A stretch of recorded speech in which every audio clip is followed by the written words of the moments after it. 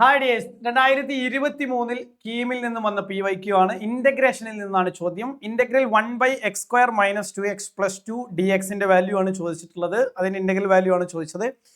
അതായത് 1/x² - 2x + 2 നമ്മുടെ standard ഫോമിലേക്ക് നമുക്ക് കൺവേർട്ട് ചെയ്ത് ചെയ്യാൻ പറ്റുന്നതാണ്. 1/x² - 2x + 2 നമുക്ക് എങ്ങനെ എഴുതാം?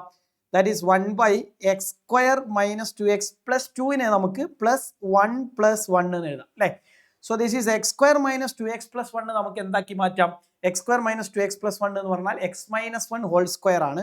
So that is equal to നമുക്ക് 1/x - 1 whole square + 1 എന്ന് എഴുതാം. This is equal to 1/x - 1 whole square + 1 square എന്ന് എഴുതാം അല്ലേ? അപ്പൊ ഇത് ഏത് ഫോമായി?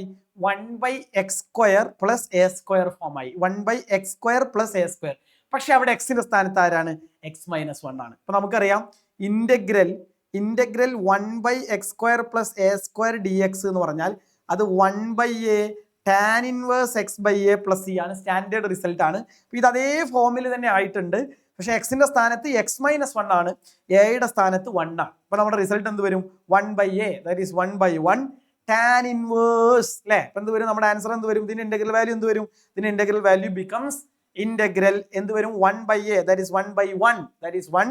സോ tan inverse x, ന്റെ സ്ഥാനത്ത് ആര് എന്ന് പറഞ്ഞ് x - 1 ആണ്.